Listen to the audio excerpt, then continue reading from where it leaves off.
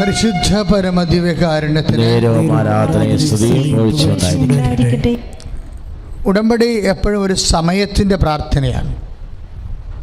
ദൈവം നമുക്ക് നൽകണത് അനുഗ്രഹമല്ല തരണത്, നമ്മുടെ സമയത്തെ ദൈവം ബ്ലെസ് ചെയ്യും.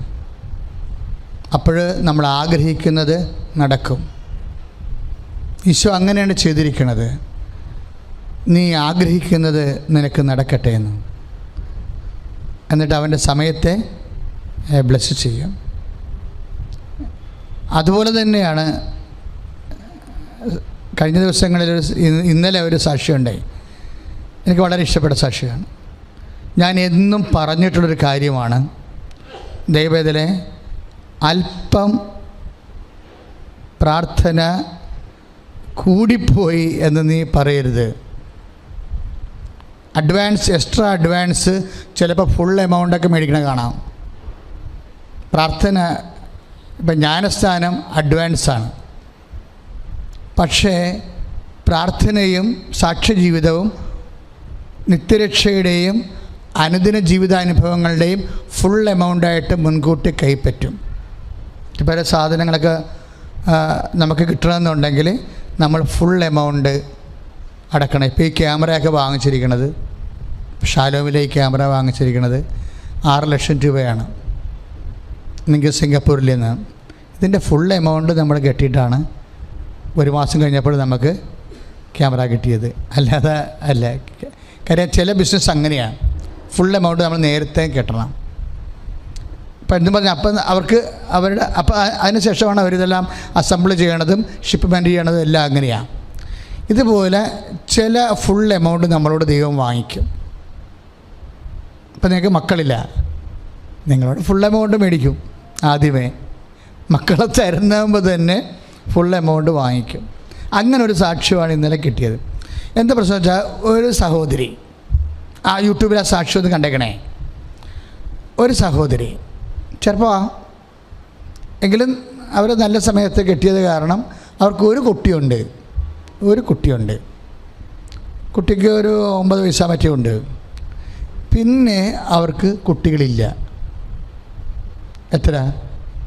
1 വർഷമല്ല, 2 വർഷമല്ല, 5 വർഷമല്ല, 8 വർഷമായിട്ടും പിന്നെ കുട്ടികളില്ല. അപ്പോൾ ഈ 8 വർഷത്തിൽ നിന്ന് 5 വർഷം കഴിഞ്ഞപ്പോൾ തന്നെ അവർ കാണേണ്ടവരൊക്കെ കണ്ട്, അതായത് അതിൻ്റെ സയൻറ്റിഫിക് ആയിട്ടുള്ള എല്ലാ റെമഡീസും എടുത്തിട്ടും കുട്ടികളില്ല. അപ്പോൾ ലാസ്റ്റ് റെമഡി പോലെയാണ് ഉടമ്പടി വരണത്.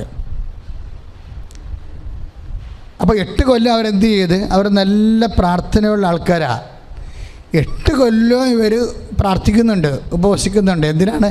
ഒരു കുട്ടിക്ക് വേണ്ടിയാണ് ഇത് ചെയ്യണത്. കാരണം നമ്മളുടെ വിശുദ്ധിയും ജീവിത ആവശ്യവും തമ്മിലൊക്കെ ഇൻ്റർകണക്റ്റഡ് ആണ്. ചിലപ്പോൾ നമ്മൾ വിശുദ്ധി വരണത് ജീവിത ആവശ്യങ്ങളുടെ ഫ്രൂട്ടായിട്ട്, ഫലമായിട്ടാണ് വരണത്. ജീവിതാവശ്യങ്ങൾക്ക് വേണ്ടി നമ്മൾ ദൈവതിരുസന്നിധിയിൽ സമർപ്പിക്കുമ്പോൾ സ്വാഭാവികമായിട്ട് നമ്മൾ ചിരവനാക്കിന് പ്രത്യേകം നമ്മൾ മെഴുക്ക് പുരട്ടത്തില്ല. എന്താണ് കാര്യം? ചിരണ്ടനുസരിച്ചുകൊണ്ട് നാക്ക് എണ്ണ കുടിച്ച് മെഴുക്ക് വന്നുകൊണ്ടിരിക്കും, ഇല്ലേ? ആണോ? ചിരവ കണ്ടിട്ടില്ലേ? ഓ ദൈവമേ! ഇപ്പം ചിരവനാക്കിന് സ്വാഭാവികമായിട്ട് അത് ഇപ്പം ചട്ടിയാണെങ്കിലും നമ്മൾ പഴയ മൺചട്ടി, അത് നമ്മൾ ഉമിക്കരിയിട്ട് വറുത്ത് ചട്ടി കരിച്ചു, പിന്നെ എണ്ണ ഒഴിച്ച് ഒന്നുകൂടി എണ്ണയിട്ട് തിളപ്പിച്ചു, ചട്ടി എണ്ണ കുടിച്ചു. അങ്ങനെയൊക്കെയാണ് പിന്നെ കറിയൊക്കെ വെക്കാൻ തുടങ്ങണത്. പണ്ടത്തെ കാലമാണ്, മൺചട്ടിയുടെ കാലം. മൺചട്ടിയും കണ്ടു കാണത്തില്ലല്ലേ? ഓ ദൈവത്തിന് നന്ദി. അപ്പോൾ ഇതൊരു പ്രോസസ്സാണ്. ഇതുപോലെ ചിരവനാക്ക് നമ്മൾ ചിരണ്ടി വരുമ്പോൾ ഓട്ടോമാറ്റിക്കായിട്ട് നാക്ക് എണ്ണ കുടിച്ച് മെഴുക്ക് പുരട്ടിയിരിക്കും. മെഴുക്ക് പുരട്ടിയിരിക്കും. ചിരണ്ടനുസരിച്ചാണ്. ഇതുപോലെ നമ്മുടെ പല കൃപ നമ്മൾ ആർജിക്കുന്നത് ജീവിത ആവശ്യങ്ങൾക്ക് വേണ്ടി ഉദ്യമിക്കുമ്പോഴാണ്. ജീവിത ആവശ്യങ്ങൾക്ക് വേണ്ടി നമ്മൾ പ്രാർത്ഥിക്കും. ഇപ്പോൾ ചിലർ പണ്ട് ഞാൻ മരിയൻ തപസ് കാണുമ്പോൾ മരിയൻ തപസ് കൂടാൻ വേണ്ടി ഒരു 80 പേര് തൊട്ട് 250 പേരൊക്കെ ഒരു ബാച്ചിൽ വരും. അപ്പോൾ ഞങ്ങൾ പറയും, ഞാൻ ആദ്യമേ കയറിയിട്ട് പറയും, കുറേ സ്തുതിപ്പ് കഴിഞ്ഞാൽ പറയും, ജസ്റ്റ് എന്തിനാണ് തപസ് കൂടണമെന്നൊന്ന് എഴുതി തരാൻ പറയും. ഇവിടെ വെച്ച് പ്രാർത്ഥിക്കാൻ വേണ്ടിയാണ് 3 ദിവസവും. ആ തപസ് കൂടണം എന്തിനാണെന്ന് ഒന്ന് എഴുതി തരാൻ പറയും. അപ്പോൾ നമ്മൾ തപസ് കൂടുന്നത് ആത്മവിശുദ്ധീകരണത്തിനും പാപപരിഹാരത്തിനും നോൻപെടുക്കണം എന്തിനാണ്? കർത്താവിൻ്റെ നോൻപിനോടുകൂടി ചേർത്ത് വെച്ചുകൊണ്ട് പാപത്തിന് പരിഹാരം ചെയ്ത് ആത്മവിശുദ്ധീകരണത്തിനാണ്. അതിനൊന്നുമല്ല ചേട്ടത്തിമാർ തപസ്സെടുക്കണത്. മകൾ കാനഡയിൽ പോകാൻ വേറെ പ്രശ്നമൊന്നുമില്ല. ഓരോരോ കാലത്ത് മനുഷ്യൻ്റെ ആവശ്യമാണ്.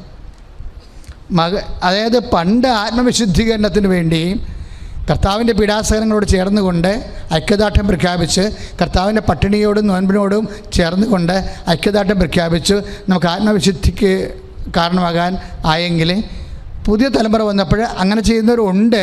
പക്ഷേ എങ്കിലും ഇന്ന് ഭൗതിക ആവശ്യങ്ങൾക്ക് വേണ്ടിയും ആൾക്കാർ ഉപവസിക്കുന്നുണ്ട്. ബൈബിളിലും അങ്ങനെ ഒരു പാരമ്പര്യമുണ്ട്. യുദ്ധം ജയിക്കാനൊക്കെ ഉപവസിച്ച കാലമുണ്ട്. പക്ഷേ അപ്പോൾ അവരിതൊക്കെ എഴുതി തരും.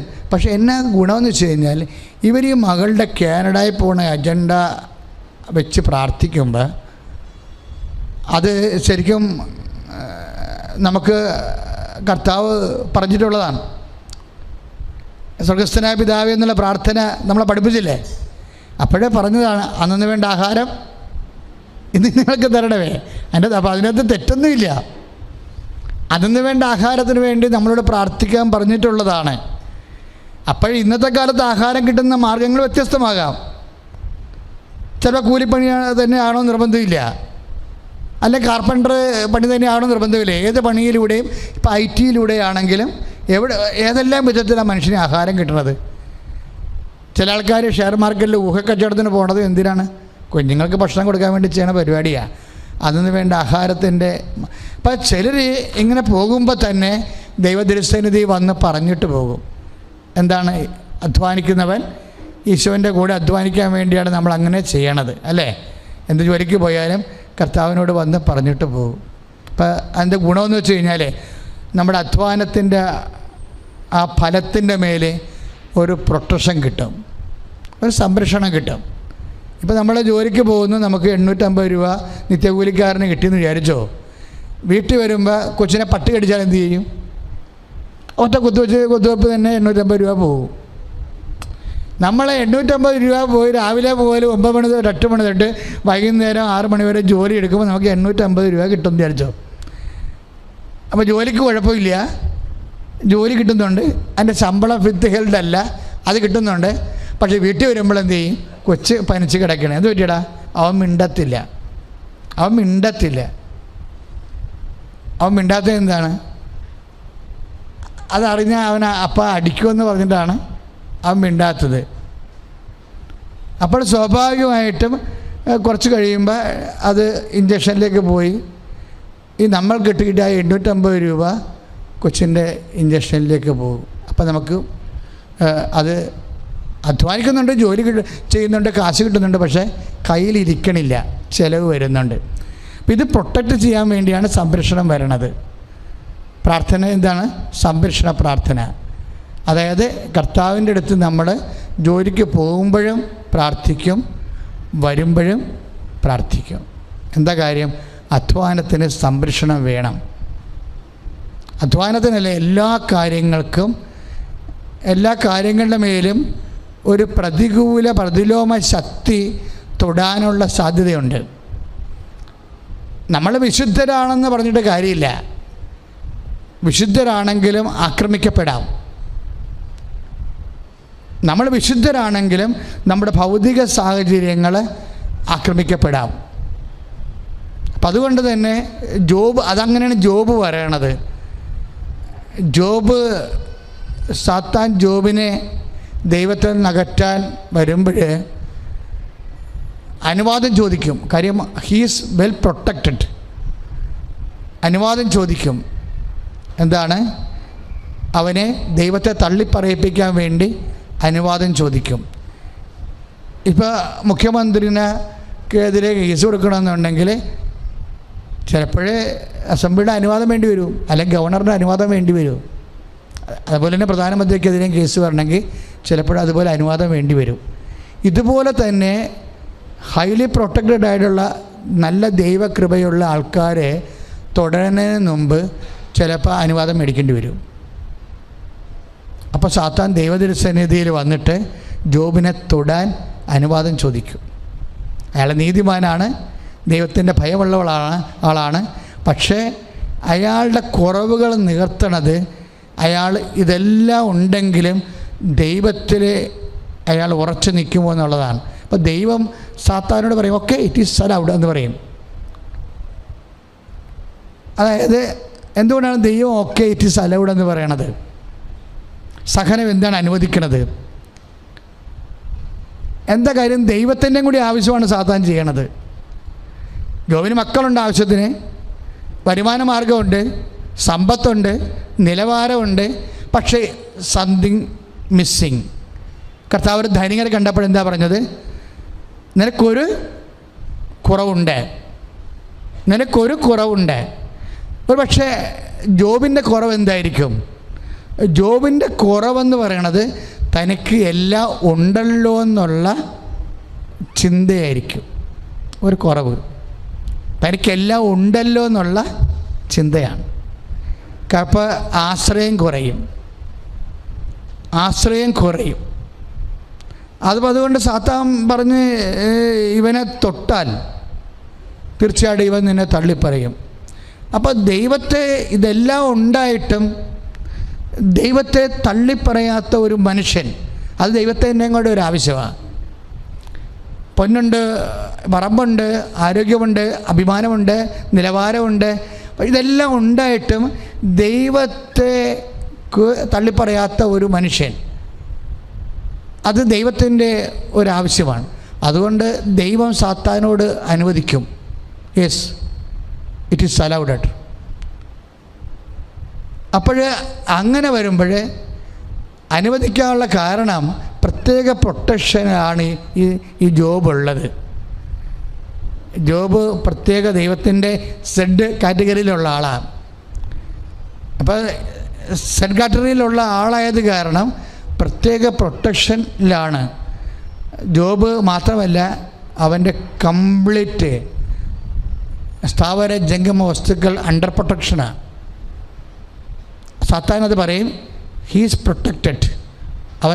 അവനെ നീ വേലി കെട്ടി, ഇപ്പോൾ ജോബ് 1:10 നമ്മൾ വായിക്കണില്ലേ, എന്താ പറയണത്? അവനെ നീ വേലി കെട്ടി സംരക്ഷിച്ചിരിക്കുകയാണെന്ന്. അപ്പോൾ സാത്താൻ, ഞാൻ അവൻ്റെ വേലി പൊളിച്ചാൽ മാത്രമേ അവൻ്റെ സമ്പത്തിൻ്റെ മേലും അവൻ്റെ മേലും കൈവെക്കാൻ പറ്റത്തില്ല. അപ്പോൾ ദൈവം പറയും, ഓ ഇറ്റ് ഈസ് അലൗഡ്. അപ്പോൾ ദൈവം നമ്മുടെ സഹനം അലവ് ചെയ്യുന്നുണ്ട്. നീ എത്ര വിശുദ്ധനായാലും നിൻ്റെ സഹനം ദൈവം അലവ് ചെയ്യും. അല്ലാതെ നമ്മളെ ഈ പ്രാർത്ഥിക്കണതും ദൈവത്തെ ജാമ്യം വെക്കണതും എന്താ? പല ആൾക്കാരും സന്ധ്യക്ക് പ്രാർത്ഥിക്കുന്നുണ്ട്. അപ്പോൾ സന്ധ്യക്ക് പ്രാർത്ഥിച്ചില്ലെങ്കിൽ പിറ്റേ ദിവസം വല്ല അനാമത്തം സംഭവിക്കും എന്ന് വിചാരിച്ചുകൊണ്ടാണ്, പേടിച്ചിട്ടാണ് പ്രാർത്ഥിക്കണത്. പല ആൾക്കാരുടെയും പ്രാർത്ഥന പേടിച്ചിട്ട് പ്രാർത്ഥിക്കുന്നതാണ്. പേടിച്ചിട്ടല്ല പ്രാർത്ഥിക്കണത്, പിന്നെന്താണ്? സ്നേഹിച്ചിട്ടാണ് നമ്മൾ പ്രാർത്ഥിക്കേണ്ടത് ദൈവത്തോട്. പേടിച്ചിട്ടല്ല. പേടിച്ചിട്ട് പ്രാർത്ഥിച്ചാൽ ആ പ്രാർത്ഥനയ്ക്ക് വില ഉണ്ടാകത്തില്ല. സ്നേഹിച്ചിട്ടാണ് പ്രാർത്ഥിക്കുക. ഇപ്പം ഈ ഫോർമാറ്റ് ചേഞ്ച് ചെയ്യണം. ഇപ്പം പേടിച്ചിട്ട് പ്രാർത്ഥിക്കുന്ന വ്യക്തികൾ അത് മാറ്റിയിട്ട് ദൈവത്തോട് സ്നേഹമുള്ളത് കൊണ്ടാണ് ഞാൻ പ്രാർത്ഥിക്കണത്. അപ്പം അതുകൊണ്ട് തന്നെയാണ് കർത്താവ് ഇന്നലെ പറഞ്ഞത്, ദേവാലയത്തിൽ ഞാൻ എല്ലാ ദിവസവും ഉണ്ടായിരുന്നു, നിങ്ങൾ എന്നെ തൊട്ടില്ല. എന്താ കാര്യം? ഞാൻ പ്രൊട്ടക്റ്റഡ് ആയിരുന്നു. പിതാവിനെ വേര് കെട്ടി സംരക്ഷിക്കുകയായിരുന്നു. ഇപ്പം നിങ്ങളുടെ സമയമാണ്.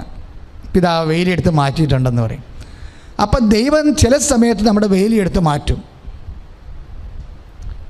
അതായത് നമ്മളിപ്പോൾ വിശുദ്ധ വാരത്തിലാണ്. യേശുവിൻ്റെ പീഡാസഹനങ്ങളും നമ്മുടെ പീഡാസഹനങ്ങളെയും കൂടി അച്ഛൻ ഒന്ന് കൂട്ടിവെക്കാൻ നോക്കുകയാണ് നിങ്ങളുടെ അനുഭവങ്ങളോടുകൂടി ചേർന്ന്. അതായത് ഈശോ എന്താ പറഞ്ഞത്? ഞാൻ എല്ലാ ദിവസവും ദേവാലയത്തിൽ നിങ്ങളുടെ കൂടെ ഉണ്ടായിരുന്നല്ലോ, നിങ്ങൾ എന്നെ തൊട്ടില്ല. എന്താണ് കാരണം? യോബിൻ്റെ 1:10 അനുസരിച്ചുകൊണ്ട് I am fenced and protected. അപ്പ എന്നെ വേലി കെട്ടി സംരക്ഷിക്കുകയാണ്. അപ്പം അപ്പ ഇപ്പോൾ വേലി പൊളിക്കാൻ അനുവദിച്ചിട്ടുണ്ട്, നിങ്ങൾക്ക് എന്നെ തൊടാം, ഇത് നിങ്ങളുടെ സമയമാണെന്ന് പറയും. അപ്പോൾ ഈ സഹനത്തിന് സ്വന്തം പുത്രനിൽ നിന്ന് പോലും സംരക്ഷണം എടുത്തു മാറ്റുന്ന സമയമുണ്ട്.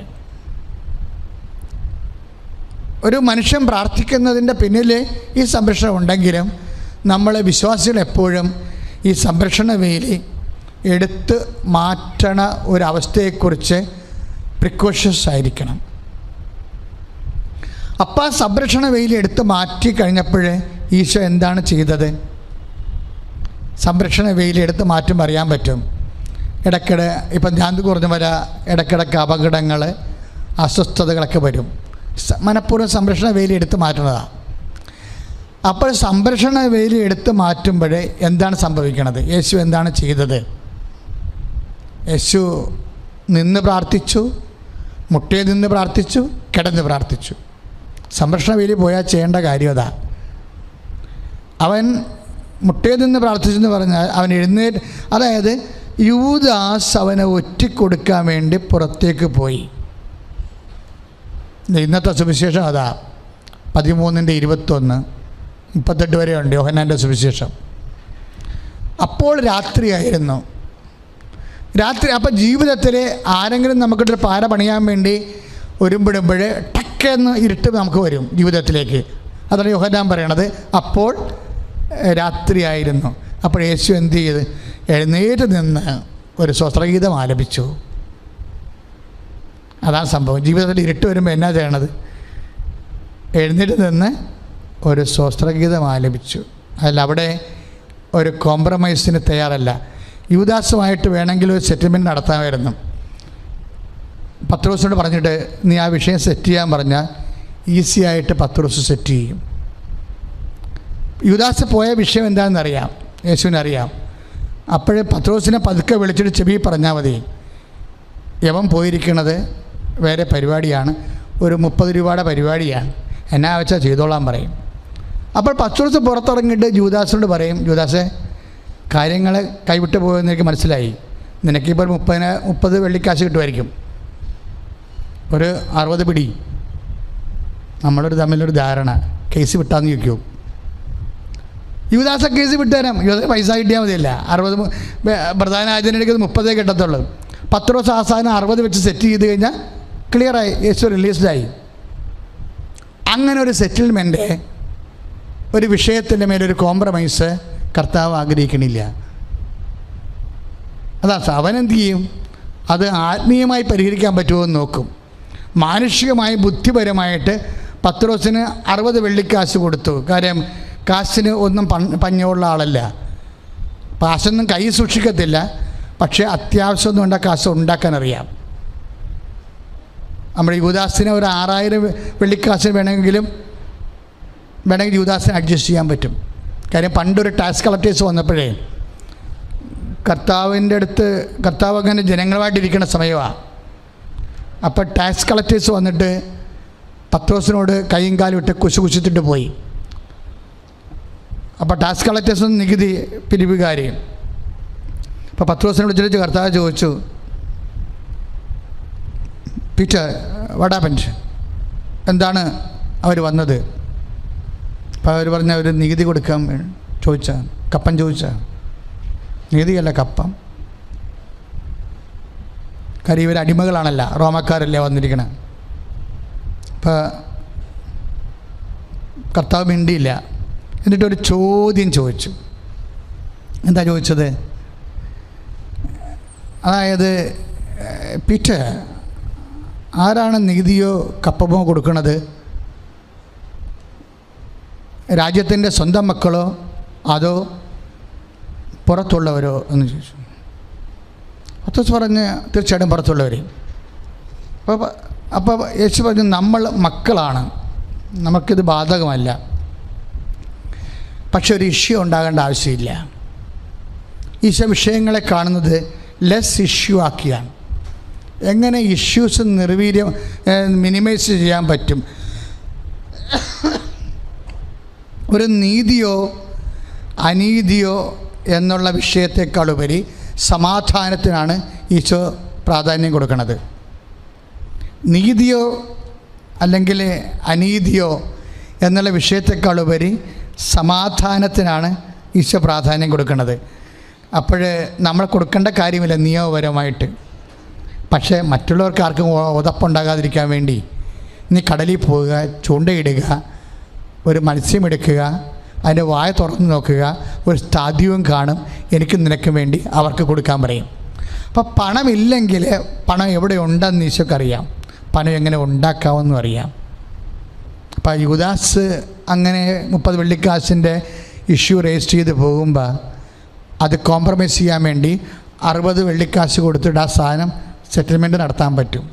പക്ഷേ ഇങ്ങനെ ഒരു സെറ്റിൽമെൻറ്റ് ബുദ്ധിപരമായ കൗശലപരമായ ജീവിത പ്രശ്നങ്ങളോട് കൗശലപരമായ ബുദ്ധിപരമായ ഒരു സൊല്യൂഷൻ ഈശോ ഉദ്ദേശിക്കണില്ല. അതിന് പകരം അവനെന്ത് ചെയ്യും? അവനൊരു ആത്മീയ സൊല്യൂഷനാണ് ഉദ്ദേശിക്കുന്നത്.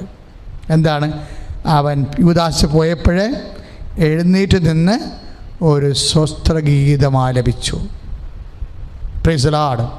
അതായത് വെയിൽ പൊളിഞ്ഞു എന്ന് കണ്ടാൽ, സംരക്ഷണത്തിൻ്റെ വെയിൽ പൊളിഞ്ഞു എന്ന് കണ്ടാൽ പിന്നെയുള്ള അടുത്ത നടപടി എന്താണ്? ദൈവപൈതലിന് സ്വസ്ത്രഗീതം ആലപിക്കാൻ എഴുന്നേറ്റ് നിന്ന് ശ്രുതികട ഹല്ലേലൂയ, യേശുവേ സ്തോത്രം, ഹല്ലേലൂയ, ഹല്ലേലൂയ, ഹല്ലേലൂയ, ഹല്ലേലൂയ, ഹല്ലേലൂയ. കരങ്ങൾ ഉയർത്തിക്കൊണ്ട് സ്തുതിക്കട്ടെ. കർത്താവായ ദൈവമേ, ജീവിതത്തിന്റെ പ്രതിസന്ധികളിൽ കർത്താവേ സ്തോത്രഗീതം ആലപിച്ച് അങ്ങയുടെ ആത്മാവിനെ ഞങ്ങൾ സമർപ്പിച്ച് പ്രാർത്ഥിക്കുന്നു. കാത്തിരുന്നതിനാഥ അവിടെ സാന്നിധ്യം അറിയണമേ. യേശുവേ ആരാധന, യേശുവേ ആരാധന, യേശുവേ ആരാധന, യേശുവേ ആരാധന, യേശുവേ മഹത്വം, യേശുവേ, യേശുവേ ആരാധന. കരങ്ങളടിച്ചുകൊണ്ട് കർത്താവിന്റെ കരബലം പൂർണ്ണമായി വെളിപ്പെടും, അത്ഭുതങ്ങൾ സംഭവിക്കട്ടെ. കർത്താവിന്റെ കരബലം പൂർണ്ണമായി വെളിപ്പെടും, അടയാളങ്ങൾ സംഭവിക്കട്ടെ. കർത്താവിന്റെ കരബലം പൂർണ്ണമായി വെളിപ്പെടും, അത്ഭുതങ്ങൾ സംഭവിക്കട്ടെ. കർത്താവിന്റെ കരബലം പൂർണ്ണമായി വെളിപ്പെടും, അടയാളങ്ങൾ സംഭവിക്കട്ടെ.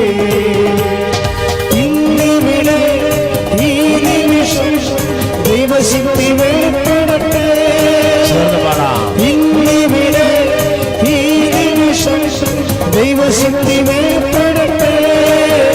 ഇന്നും ജീവിക്കുന്ന യേശുവിന്റെ സാന്നിധ്യത്തെ ജീവൻ കണ്ടിടട്ടെ. ഇന്നും ജീവിക്കുന്ന യേശുവിന്റെ സാന്നിധ്യത്തെ ജീവൻ കണ്ടിടട്ടെ. കർത്താവിന്റെ കരബലം പൂർണ്ണമായി വെളിപ്പെടും, അത്ഭുതങ്ങൾ സംഭവിക്കട്ടെ. കർത്താവിന്റെ കരബലം പൂർണ്ണമായി വെളിപ്പെടും, അടയാളങ്ങൾ സംഭവിക്കട്ടെ.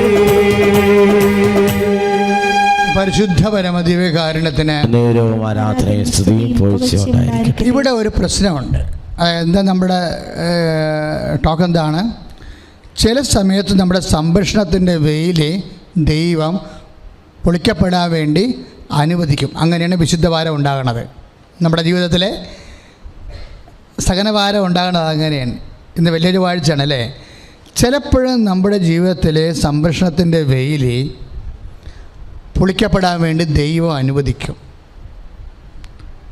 അങ്ങനെ ഉള്ള സമയത്ത് കൗശല പരിപാടികൾ, സൂത്രപരിപാടികൾ, ഇരുട്ടുകൊണ്ട് ഊട്ടടക്കുക, കണ്ണടച്ച് ഇരുട്ടാക്കുക, അങ്ങനെയുള്ള തരികിട ഉപായങ്ങളൊന്നുമല്ല ക്രിസ്ത്യാനി എന്ന് പ്രതീക്ഷിക്കണത്. അവൻ എഴുന്നേറ്റ് നിന്ന് സ്വസ്ത്രഗീതം ആലപിക്കണം. ഏത് യൂദാസ് ആരെ ഒറ്റിക്കൊടുത്താലും ഇതെല്ലാം അറിയുകയും കാണുകയും അതിജീവിക്കാൻ കൃപ നൽകുകയും ചെയ്യുന്ന പിതാവിൻ്റെ മുമ്പിൽ അവൻ എഴുന്നേറ്റ് നിന്നു. അവൻ എഴുന്നേറ്റ് നിന്നിട്ട് എന്ത് ചെയ്ത്?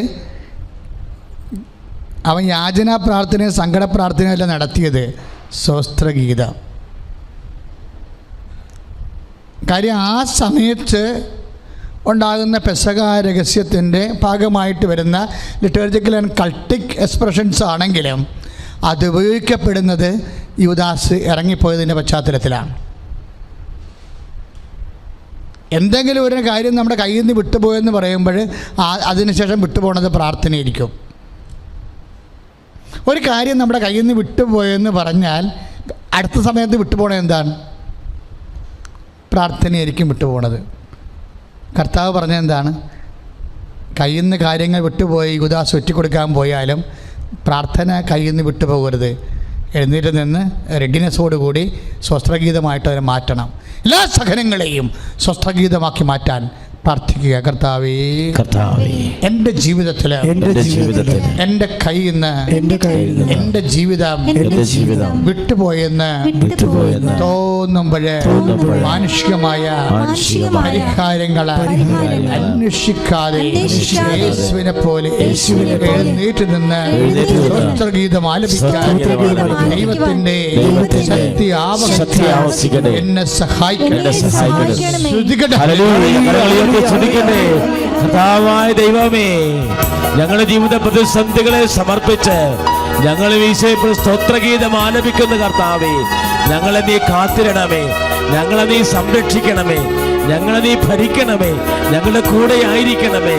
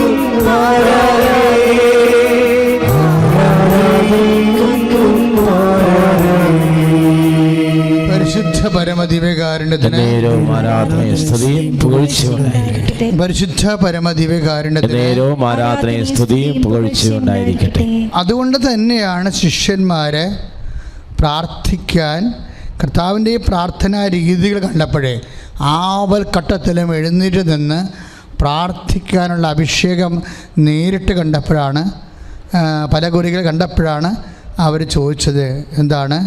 ഞങ്ങളെ പ്രാർത്ഥിക്കാൻ പഠിപ്പിക്കണമേ. അപ്പോസ്തലന്മാർ കർത്താവിനോട് ചോദിച്ചു, ഞങ്ങളെ പ്രാർത്ഥിക്കാൻ പഠിപ്പിക്കണമേ. അപ്പോൾ പ്രാർത്ഥന പഠിക്കേണ്ട ഒരു കാര്യമാണ്. അത് വലിയൊരു വിഷയമാണ്. ചുമ്മാ പ്രാർത്ഥന വരികയില്ല. പ്രാർത്ഥനയുടെ ഓരോ വിഷയങ്ങൾ, എപ്പോൾ പ്രാർത്ഥിക്കണം, എങ്ങനെ പ്രാർത്ഥിക്കണം, അങ്ങനെ ക്രിസ്ത്യൻ പ്രെയർ ജീവിക്കണ ദൈവത്തോടുള്ള ഡയറക്റ്റുള്ള ഇടപാടുകളാണ്, കമ്മ്യൂണിക്കേഷൻസാണ്. അത് ആത്മാവിൽ പഠിക്കേണ്ട വിഷയങ്ങളാണ്. ആത്മാവ് പഠിച്ചില്ലെങ്കിലുള്ള കുഴപ്പമെന്ന് വെച്ച് കഴിഞ്ഞാൽ ശരീരം നമ്മളെ വേറെ കാര്യം പഠിപ്പിക്കും. അതാണ് ഗലാത്യർ 3:3 പറയണത്. നിങ്ങൾ ആത്മാവിൽ തുടങ്ങി പക്ഷേ ശരീരത്തിൽ അവസാനിപ്പിച്ചു എന്ന്. ആത്മാവിൽ നമ്മൾ തുടങ്ങിയവരെ ആത്മാവിൽ നിലനിന്ന് ആത്മാവിലാണ് അവസാനിപ്പിക്കേണ്ടത്. ആത്മാവിൽ നമ്മൾ തുടങ്ങിയാൽ ആത്മാവിൽ നിലനിന്ന് ആത്മാവിലാണ് അവസാനിപ്പിക്കേണ്ടത്. പക്ഷേ ടെൻഡൻസി എങ്ങോട്ടാണ്? ആത്മാവിലെല്ലാം തുടങ്ങും, പക്ഷേ ശരീരത്തിൽ അവസാനിക്കും. അതുകൊണ്ടാണ് പ്രാർത്ഥന പഠിപ്പിക്കേണ്ട വിഷയമായി വരണത്. എപ്പോൾ പ്രാർത്ഥിക്കണം, എന്ത് പ്രാർത്ഥിക്കണം. ഇപ്പം തന്നെ എന്താണ് ഈ യൂദാസിൻ്റെ വിഷയം ഈസിയായിട്ട് സെറ്റ് ചെയ്യാമായിരുന്നു, ഒരു സംശയമില്ല. പക്ഷേ അങ്ങനെയുള്ള കൗശലപരമായ ഒരു മാനുഷിക അരൂപിയുടെ സെറ്റിൽമെൻറ്റ് സാധ്യമായാലും ഈശോ അത് ഉപയോഗിക്കത്തില്ല. മാനുഷികമായ സെറ്റിൽമെൻറ്റ് ഒരു വിഷയത്തിന് സാധ്യമാണെങ്കിൽ നമ്മളെന്താ ചെയ്യണത്? അത് ഉപയോഗിച്ചിട്ട് പ്രാർത്ഥിക്കാണ്ടിരിക്കും. ഒരു വിഷയം നമ്മളെന്താണ് ഉത്കണ്ഠപ്പെടുത്തുന്നത്? മാനുഷികമായ ഒരു സെറ്റിൽമെൻറ്റ് ഒരു വിഷയത്തിന് തയ്യാറാണെങ്കിൽ വി വിൽ നോട്ട് പ്രേ. ഞാൻ ഇരുന്ന ഒരു ഇടവകയിലെ ഒരു സ്കൂൾ സ്വന്തമായിട്ടുള്ള ഒരു അധ്യാപകൻ്റെ മകളെ എൻ്റെ ഇടവക്കാരൻ കല്യാണം കഴിച്ച്. അപ്പോൾ ഇടവക്കാരെല്ലാവരും പറഞ്ഞത് എന്താ? ഇനി എന്താ അവൾക്ക് എന്നാ ജോലിക്ക് കുഴപ്പം? അവൻ്റെ പിന്നെ 4ാം ക്ലാസ് വരെ സ്കൂളുണ്ടല്ലോ, എവിടെയെങ്കിലും ഇവിടെ കയറ്റിയാൽ പോരെയെന്നും. അപ്പോൾ സ്വാഭാവികമായിട്ടും ഇനി മകൾക്ക് ഒരു അഡ്മിഷത്തിന് വേണ്ടി അല്ലെങ്കിൽ കെട്ടക്കെടുക്കാൻ വേണ്ടി പ്രാർത്ഥിക്കേണ്ട കാര്യമില്ല. അന്ന് കെട്ടക്കില്ല, ഇപ്പോഴ് അതിനു വേണ്ടി പ്രാർത്ഥിക്കണം തീർച്ചയായിട്ടും. പക്ഷേ അതൊരു വിഷയമല്ല. അവിടെ അഡ്മിഷൻ കിട്ടുക എന്നുള്ളത് ഒരു നിസ്സാരമായ കാര്യമാണ്. നമ്മുടെ ജീവിതത്തിൽ ഏതെങ്കിലും കാര്യം നിസ്സാരമായാൽ ആദ്യം നഷ്ടപ്പെടുന്നത് പ്രാർത്ഥനയായിരിക്കും. അതുകൊണ്ട് തന്നെ ദൈവം നിൻ്റെ ജീവിതത്തെ ഒരു കാര്യത്തിൽ നിസ്സാരമാക്കിയിട്ടില്ലെങ്കിൽ ദൈവം ഉദ്ദേശിക്കുന്നത് അത് ദൈവത്തെ ആശ്രയിച്ചുകൊണ്ട് കൃപയാക്കി മാറ്റാൻ വേണ്ടിയാണ്. ഒരു കാര്യം നിസ്സാരമല്ലെന്ന് തോന്നിയാൽ അതിൻ്റെ അർത്ഥം അത് നമ്മുടെ നിരാശ ഉണ്ടാകണമെന്നല്ല. ഒരു കാര്യം നിസ്സാരമായി കഴിഞ്ഞാൽ അവിടെ പ്രാർത്ഥിക്കാനുള്ള അവലംബിക്കാനുള്ള സാഹചര്യമില്ല. അതുകൊണ്ടാണ് ധനവാൻ വളരെ പാടായിരിക്കും ദൈവരാജ്യത്തിൽ പ്രവേശിക്കാനെന്ന് പറയണത്. അവന് ഇതെല്ലാം ഉള്ളത് കൊണ്ട് ആശ്രയിക്കാൻ അവസരമില്ലാത്ത കൊണ്ടാണ്. ഒരു കാര്യം നിസ്സാരമല്ല എങ്കിൽ അത് ആശ്രയിക്കാനുള്ള ദൈവ സാഹചര്യമാണ്. അതുകൊണ്ട് തന്നെ എഴുന്നേറ്റ് നിന്നാലും കിടന്നാലും മുട്ട വീണാലും എങ്ങനെയെങ്കിലും പ്രാർത്ഥിക്കണം. പ്രാർത്ഥിക്കുന്ന അനുസരിച്ച് എന്താണ് നിനക്ക് ലഭിക്കാൻ പോണത്? പ്രാർത്ഥനയുടെ ഒരു പ്രത്യേകത, ആന പോലെയാണ് പ്രാർത്ഥന. ആനയ്ക്കിപ്പോൾ 1.5 ലക്ഷം രൂപയാണെങ്കിൽ ആന ഉള്ള കൊട്ടിലുള്ള പഴയ തറവാട്ടുകാരൊക്കെ പറയും, അവിടെ പറഞ്ഞിട്ടുള്ള എന്താണ്? ആന നിന്നാലും 12,000, ആന ചെരിഞ്ഞാലും 12,000. ആന നിന്നാൽ അതിൻ്റെ വിലയാണ്. അങ്ങനെ മറ്റു മൃഗങ്ങൾക്കുണ്ടോ എന്നറിയത്തില്ല. ആന ചെരിഞ്ഞാൽ തീർച്ചയായിട്ടും കൊമ്പ് കൊണ്ട് 12,000 രൂപ ഉണ്ടാക്കാൻ പറ്റും. കൊമ്പ് വിറ്റിട്ടേ ആന തച്ചത്ത് പോയാൽ കൊമ്പ് വിറ്റാൽ ഈ 12,000 കിട്ടും. ഇതുപോലെയാണ് പ്രാർത്ഥനയുടെ അവസ്ഥ. പ്രാർത്ഥന കേട്ടാലും 12,000, കേട്ടില്ലെങ്കിലും 12,000. അപ്പോഴും കാര്യം വെച്ചാൽ ഒരിക്കലും പ്രാർത്ഥനയ്ക്ക് ഒരു അൺആൻസേർഡ് പ്രെയർ ഇല്ല. ഇപ്പം ഞാൻ ആദ്യം പറഞ്ഞത് എന്താ പറഞ്ഞാൽ, ആ മകൾക്ക് 8 കൊല്ലമായിട്ട് മക്കളില്ല. ഇനി വൈദ്യശാസ്ത്രത്തിൽ അവൾക്ക് മക്കൾ കിട്ടാനുള്ള മാർഗമില്ല. അവളെന്താ ചെയ്തത്? ഉടമ്പടി ചെയ്ത്. ഉടമ്പടി എന്ന് പറയുന്നത് എന്താണ്? ഹെവി ഡ്യൂട്ടി പ്രെയറാണ്, സിംഗിൾ ഡ്യൂട്ടി അല്ല. നമ്മളിപ്പോൾ ഒരു ഫാൻ സിംഗിൾ ഫേസിൽ വർക്ക് ചെയ്യുന്ന ഫാനാണ്. പക്ഷെ ഒരു മോട്ടർ അങ്ങനെ വർക്ക് ചെയ്യത്തില്ല. അത് 3 ഫേസിലേ വർക്ക് ചെയ്യത്തുള്ളൂ. ഹെവി ഡ്യൂട്ടിയാണ് അത് ആ എൻജിൻ എടുക്കുന്നത്. അപ്പം അതുകൊണ്ട് തന്നെ ജീവിതത്തിലെ ചില ഹെവി ഡ്യൂട്ടി വിഷയങ്ങൾ നമ്മൾക്ക് പ്രെയറിൽ അപ്ഗ്രഡേഷൻ വേണ്ടി വരും. സാധാരണ പ്രാർത്ഥനയേക്കാൾ കാമ്പുള്ള പ്രാർത്ഥന വേണം. ഉടമ്പടി ഹെവി ഡ്യൂട്ടി പ്രെയറാണ്. എന്താ കാര്യം? അത് ചെല്ലിയാൽ മാത്രം പോരാ, കുറേ കാര്യങ്ങൾ ചെയ്യണം. കഴിഞ്ഞ ദിവസങ്ങളിൽ ഒരു സാക്ഷ്യം ഉണ്ടായത്, അതായത് ഉടമ്പടി എന്ന് പറയണത് നമ്മളെക്കൊണ്ട് കുറേ കഷ്ടപ്പെട്ടത് പ്രാർത്ഥിപ്പിക്കണ പ്രാർത്ഥനയാണെന്ന്. അത് കറക്റ്റാണ്. നിങ്ങളിവിടുന്ന് ഇറങ്ങണത് മുതൽ ചെയ്യാനുള്ള ഒത്തിരിയേറെ കാര്യങ്ങളാണ് ഉള്ളത്. പ്രാർത്ഥന മാത്രമല്ല, ചെയ്യാനുള്ള കാര്യങ്ങൾ. അത് ഹെവി ഡ്യൂട്ടി പ്രെയറിൻ്റെ ഒരു പ്രത്യേകതയാണത്. അതിൽ ഈശോ മഹത്വപ്പെടണം, നിങ്ങൾ സാക്ഷിയാകണം, നിങ്ങളുടെ സൽപ്രവൃത്തികൾ വർദ്ധിപ്പിക്കണം. അങ്ങനെ കുറേ കാര്യങ്ങളുണ്ട്. പ്രെയർ മാത്രമല്ല, അവിടെ കുറേ കാര്യങ്ങൾ ചെയ്യാൻ. അപ്പോഴേ ഇവൾ 8 കൊല്ലമായിട്ട് ഇവൾക്ക് മക്കളില്ല. IVFും അങ്ങനെ കുറേ കാര്യങ്ങളൊക്കെ എടുത്തിട്ട് ഒരു രക്ഷയുമില്ല. അവസാനം ഇവിടെ വന്ന് ഉടമ്പടി ചെയ്യാൻ മാതാവിൻ്റെ അടുത്ത് ഉടമ്പടി ചെയ്തിട്ട് അവൾ ആദ്യം ചെയ്ത കാര്യം ഞാൻ ഇപ്പം നിങ്ങളോട് പറയത്തില്ല. കാര്യം കഴിഞ്ഞ കൊല്ലം കുറേ വിവാദങ്ങളുണ്ടായി. കൃപാസനം പത്രവുമായിട്ട് ബന്ധപ്പെട്ട് ഒത്തിരി പേര് അവരവരുടെ വിശ്വാസം പോലെ ഒത്തിരി കാര്യങ്ങൾ ചെയ്ത്. അവർക്കെല്ലാം അനുഭവം ഉണ്ടായി. അവർ വന്ന് ആ അനുഭവം ഇവിടെ പങ്കുവെക്കുകയും ചെയ്തപ്പോൾ യുക്തിവാദികളെ സംബന്ധിച്ചിടത്തോളം അത് തലക്ക് പിടിച്ച്. അപ്പം നമ്മൾ അന്ധവിശ്വാസം പ്രചരിപ്പിക്കണമെന്നും പറഞ്ഞുകൊണ്ട് ഭയങ്കര കോലാഹലങ്ങളൊക്കെ ഇരിക്കും. ഞാൻ അതിലേക്ക് കിടക്കണില്ല. ഞാൻ എൻ്റെ നയം അപ്പം തന്നെ വ്യക്തമാക്കിയായിരുന്നു. ഓരോ വിശ്വാസികൾ അവർക്ക് ദൈവം ഉള്ളിൽ കൊടുക്കണ പോലെ അവരെല്ലാ കാലത്തും അതിൻ്റെ രീതികളിൽ അത് അവരുടെ സ്വകാര്യമായ വിശ്വാസത്തിൻ്റെ പ്രതികരണങ്ങളോ അതുപോലെ തന്നെയുള്ള വിശ്വാസത്തിൻ്റെ പ്രകടനങ്ങളാണ്. ആ വിഷയമല്ല. ഇവൾ അമ്മയുടെ മുഖത്തേക്ക് നോക്കി. അപ്പം നമ്മൾ അമ്മയുടെ മുഖത്തേക്ക് നോക്കിയെന്ന് പറയുമ്പോൾ അവൾ ഇന്നലെ അങ്ങനെ പറഞ്ഞത്, ഞാൻ അമ്മയുടെ മുഖത്തേക്ക് നോക്കി, അല്ല ഞാൻ അമ്മയുടെ രൂപത്തോട്ട് നോക്കിയെന്നല്ല പറയണത്. പെന്തക്കോസ്തുകാർക്ക് ഈ ഭാഷ മനസ്സിലാകത്തില്ല. അതാണ് വിഷയം. കാര്യം നമ്മളെ സംബന്ധിച്ചിടത്തോളം ഒരു പ്രതീകം, സത്യദൈവത്തിൻ്റെ പ്രതീകങ്ങൾ സ്വാഭാവികമായിട്ടും ഇതുപോലെയുള്ള വിശുദ്ധ ഐക്കണിലൂടെ പ്രതീകങ്ങളിലൂടെ നമ്മൾക്ക് പ്രാർത്ഥിക്കാനും ഏകാഗ്രതയ്ക്കും സമർപ്പിക്കാനും വേണ്ടി സഭയിലെ ഒരു വലിയ വിശുദ്ധ പാരമ്പര്യമുണ്ട്. അതാണ് അവൾ പറഞ്ഞത്.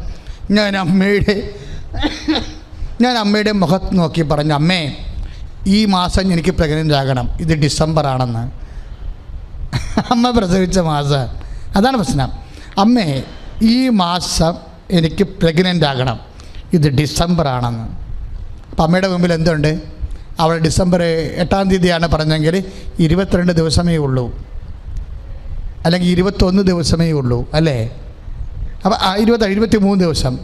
അപ്പോൾ ഡിസംബർ 8-ാം തീയതിയാണെങ്കിൽ പറഞ്ഞെങ്കിൽ അത്രയും ദിവസമേ ഉള്ളൂ. ഇനി ഡിസംബർ 10-ാം തീയതിയാണ് 20-ാം തീയതിയാണ് അവൾ പറഞ്ഞെങ്കിൽ തീർച്ചയായിട്ടും 11 ദിവസമേ ഉള്ളൂ. ആ പ്രാർത്ഥനയുടെ രീതി നോക്കണം. അമ്മയുടെ മുഖത്ത് നോക്കിയിട്ട് പറയാം, അമ്മേ ഈ മാസം എനിക്ക് കുഞ്ഞിനെ വേണം, ഇത് ഡിസംബർ മാസം, ഈ മാസം ഞാൻ പ്രഗ്നൻ്റ് ആകണം. ഉടമ്പടി എടുത്തു കഴിയുമ്പോൾ നമുക്കൊരു ആധികാരികത കിട്ടും. ആധികാരികത, ആ ആധികാരികതയാണ് പറയണത്. അമ്മയുടെ മുഖത്ത് നോക്കിയിട്ട് പറയും, അമ്മേ അപ്പോഴേ ഇനി നിനക്ക് കുഞ്ഞുങ്ങളുണ്ടാവത്തില്ലെന്ന് ശാസ്ത്രം പറഞ്ഞതൊക്കെ നമ്മൾ മറന്നു പോകും. ശാസ്ത്രം കുറേ കാര്യം പറയാമല്ല. ഇപ്പം ഇന്നലെ ഒരു സാക്ഷ്യം ഉണ്ടായി. അതെന്നുവെച്ചാൽ ഒരു കുഞ്ഞിൻ്റെ ഈ വൃഷണം കാണാനില്ല, ഒരു കുഞ്ഞിൻ്റെ വൃഷണം കാണാനില്ല. അവർ നിലയം പിടിച്ചുകൊണ്ടാണ് ആ കൊല്ലംകാർ സാക്ഷ്യം പറഞ്ഞിരിക്കുന്നത്. ഇന്നലെ ഒരു കുഞ്ഞിൻ്റെ വൃഷണം കാണാനില്ല, ഒരെണ്ണം ഉണ്ട്, ഒരെണ്ണം കാണാനില്ല. അപ്പോൾ ഡോക്ടർ പറഞ്ഞ്, സ്കാൻ ചെയ്ത് പറഞ്ഞ് ഇത് അകത്തും കാണാനില്ലെന്ന് പറഞ്ഞ്. സ്കാൻ ചെയ്തിട്ടാണ് പറയണത് ഇത് അകത്തും കാണാനില്ലെന്ന് പറഞ്ഞ്. എന്നിട്ട് ഡോക്ടറുടെ നിർദ്ദേശം പറഞ്ഞ് ഇത് വയറിൽ എവിടെയെങ്കിലും ഉള്ളിൽ എവിടെയെങ്കിലും കയറി വേറെ അവയവമായിട്ട് ഇരിപ്പുണ്ടാവും, ഫോർമുലേഷൻ എങ്ങനെ വരും. അങ്ങനെ വന്നാൽ അതുടനെ ഓപ്പറേറ്റ് ചെയ്ത് കളയണം. കാരണം എന്താണ്? അത് ക്യാൻസർ ആകും. അപ്പോൾ ഒരു വൃഷണം കാണാനില്ല, അത് എങ്ങാണ്ട് വല്ലയിടത്തും വയറ്റിൻ്റെ ഉള്ളിൽ എവിടെയെങ്കിലും ഉണ്ടെങ്കിൽ അത് ക്യാൻസർ ആകുമെന്ന് സയൻസ് പറഞ്ഞാൽ ആ മാതാപിതാക്കന്മാരുടെ അവസ്ഥ എന്തായിരിക്കും? അവർ തകർന്ന് തരിപ്പണമായിട്ട്. ഈ മാസം നടന്നൊരു വിഷയമാണത്. അവർ വന്ന് ഉടമ്പടി ചെയ്തിട്ട് ആലോചിച്ചേട്ടനെ കണ്ടെന്ന് പറഞ്ഞു, ഇതാണ് ഇതിനെ പ്രശ്നം കാണാനില്ല എന്ന് പറഞ്ഞു. ഈ ഉണ്ടെങ്കിൽ എവിടെയെങ്കിലും അകത്ത് എവിടെയെങ്കിലും ഉണ്ടെങ്കിൽ വയറിൻ്റെ ഉള്ളിലുണ്ടെങ്കിൽ അത് ക്യാൻസർ ആകുമെന്ന് പറഞ്ഞു. പിന്നെ കുഞ്ഞ് മരിക്കുമല്ലോ. അപ്പോൾ ആലോചിച്ചേട്ടൻ പറഞ്ഞ്, അച്ഛൻ നിങ്ങളെ വിളിപ്പിച്ചാൽ നിങ്ങൾ രക്ഷപ്പെടുമെന്ന് പറഞ്ഞു. അതാണ് ആ പ്രേക്ഷിതൻ്റെയൊക്കെ ഒരു ബോധ്യം കണ്ടില്ലേ. അച്ഛൻ നിങ്ങളെ ഇവിടെ ഇങ്ങനെയുള്ളവരൊന്നും എടുക്കണില്ലേ. ഇപ്പം ക്യാൻസറും കരൾ രോഗവും എടുക്കുന്നുള്ളൂ, പക്ഷേ അച്ഛൻ നിങ്ങളെ കണ്ട് വിളിപ്പിക്കുകയാണെങ്കിൽ നിങ്ങൾ രക്ഷപ്പെടുമെന്ന് പറഞ്ഞു. അതാണ് സാക്ഷ്യത്തിൽ കിടക്കുന്നത്. ഇതൊന്നും എനിക്കറിയാൻ പാടില്ല. ഞാൻ അവരെ അഴികളിൽ കണ്ടപ്പോൾ, പൊടിക്കുഞ്ഞെ കണ്ടപ്പോൾ ഞാൻ ഇങ്ങോട്ട് വിളിപ്പിച്ചിട്ട് എന്താണെന്ന് ചോദിച്ചു. അപ്പോൾ നിൻ്റെ വൃഷണമില്ല, അകത്തോലോടത്തും കണ്ടാത്തതിന് അത് ക്യാൻസർ ആകും, ഓപ്പറേറ്റ് ചെയ്ത് കളയണം, ഇതുമായിട്ട് ബന്ധമില്ലാത്തതാണ്. അപ്പോൾ ഞാൻ പറഞ്ഞു, മക്കൾ പറഞ്ഞു വിശ്വാസ പ്രമാണം ചെല്ലുമെന്ന് പറഞ്ഞു. എന്നിട്ട് ഞാൻ ഈ കുഞ്ഞിൻ്റെ വൃഷണം ഇരിക്കുന്ന സ്ഥലത്ത് കൈ വെച്ചിട്ട് ഞാൻ വിശ്വാസ പ്രമാണം ചെല്ലും. വിശ്വാസ പ്രമാണം ചെല്ലിയിട്ട് ഞാനൊരു വാക്ക് പറയും, നിങ്ങളിത് ഓപ്പറേറ്റ് ചെയ്യേണ്ടി വരികയില്ല, വൃഷണം ഇതിൻ്റെ തിരിപ്പുണ്ട് എന്ന് പറയും. പിന്നെ പിറ്റേ ദിവസം പോയി സ്കാൻ ചെയ്യുമ്പോൾ വൃഷണം അതിൻ്റെ നേരെ തൊട്ട് മുകളിൽ ഇരിക്കണം. അതായത് 1 സെൻറ്റിമീറ്റർ വ്യത്യാസത്തെ വൃഷണം മുകളിൽ ഇരിപ്പുണ്ട്. അതെന്ന് വെച്ചാൽ നമ്മൾ ജീവിക്കണ ദൈവത്തിൻ്റെ മുമ്പ് നിങ്ങളുടെ വിശ്വാസ പ്രമാണമൊക്കെ ചെല്ലുമ്പോഴേ, ഞാൻ അടിച്ചു തന്നിട്ടുണ്ടെങ്കിൽ വിശ്വാസ പ്രമാണം വിശ്വാസപ്രമാണം കൃത്യമായിട്ട് നിങ്ങൾ പഠിച്ച് അതിൻ്റെ പ്രെഡിക്കമെൻ്റ് അതിൻ്റെ ഓരോ വശങ്ങളും മനസ്സുകൊണ്ട് മനസ്സിലാക്കി ദൈവത്തെ സ്നേഹിച്ചാൽ അപ്പം തന്നെ പവർ ആക്ടിവേറ്റ് ആകും. പിന്നെയാണ് നമ്മൾ സ്വർഗസ്ഥനായതും നന്മ നിറഞ്ഞു പറയുകയും ചെയ്യണത്. അപ്പം ഞാൻ പറഞ്ഞു ഓപ്പറേറ്റ് ഞാൻ വരട്ടെ, നമുക്കൊന്നുകൂടി പ്രാർത്ഥിക്കാം. ഈ സാധനം ഇറക്കത്തിലാണെങ്കിൽ തീർച്ചയായിട്ടും പ്രോപ്പർ പൊസിഷനിലേക്ക് സാധനം ഇറങ്ങി വരും. കാര്യം എനിക്ക് ഈ അനുഭവം നേരത്തെ ഉണ്ടായിട്ടുണ്ട്. വൃഷ്ണം, കാണാത്ത വൃഷ്ണം. ഇപ്പോൾ തൈക്കലിൽ നിന്ന് ഒരു സ്ത്രീ ഒരു കുഞ്ഞിനെയും കൊണ്ടുവന്നിട്ട് അതിനെ കിഡ്നി കാണാനില്ല. ടീച്ചറാണ്, ആയിരന്തേ പഠിപ്പിക്കുന്ന ടീച്ചറാണ്. കിഡ്നി കാണാനില്ല. അതാണ് ഒരെണ്ണമാണ് കാണാത്തത്. അപ്പോഴും ഞാൻ മാതാവിൻ്റെ അടുത്ത് നിന്ന് പറഞ്ഞു, മാതാവെ കിഡ്നി വെച്ച് കൊടുക്കാൻ പറഞ്ഞു. കാര്യം അവൾ നിന്ന് മോങ്ങി നിലവിളിക്കണം. അപ്പോഴേ അതിൻ്റെ പ്രശ്നം എന്ന് വെച്ച് കഴിഞ്ഞാൽ അത് ഒറ്റ ദിവസം ഒരു 2 ദിവസത്തിനുള്ളിൽ കിഡ്നി പ്രോപ്പർ പൊസിഷനിൽ വരും. എന്താ പ്രശ്നം ഞാൻ നിങ്ങളോട് ഇങ്ങനെ പറയാൻ കാരണം, അതായത് നിങ്ങൾ ദൈവത്തിൻ്റെ അടുത്ത് അടുക്കുമ്പോൾ, ഇപ്പം ചില ആൾക്കാർ ഇവിടെ ചുറ്റിപ്പറ്റി നടക്കും ഉടമ്പടി ചെയ്യാതെ. എങ്ങാനും വല്ല വകുപ്പും പരിചയക്കാരും ഉണ്ടെങ്കിൽ അച്ഛനെ കാണാൻ പറ്റുമോ? അച്ഛനെ കാണാം എന്നും പറഞ്ഞ് നിങ്ങൾ വന്നാൽ നിങ്ങളെ ദൈവം ഒരിക്കലും അനുഗ്രഹിക്കത്തില്ല. എന്താ കാര്യം എന്ന് വെച്ച് കഴിഞ്ഞാൽ, നിങ്ങൾ ദൈവത്തെ മാറ്റി നിർത്തിക്കൊണ്ട് മാനുഷികമായ ആശ്രയത്തിൽ വയറ്റിപ്പഴപ്പിന് വേണ്ടി വരണവരാ. അപ്പം ഞങ്ങൾ ഒരു കാരണവശാലും നിങ്ങളെ പ്രൊമോട്ട് ചെയ്യത്തില്ല. ആദ്യം ദൈവത്തെ കാണുക. ദൈവത്തിൻ്റെ കരുണ നിങ്ങളുടെ കിറ്റ് വീഴാൻ കാലമാകുമ്പോൾ തീർച്ചയായിട്ടും അമ്മ നിങ്ങളെ സഹായിക്കും.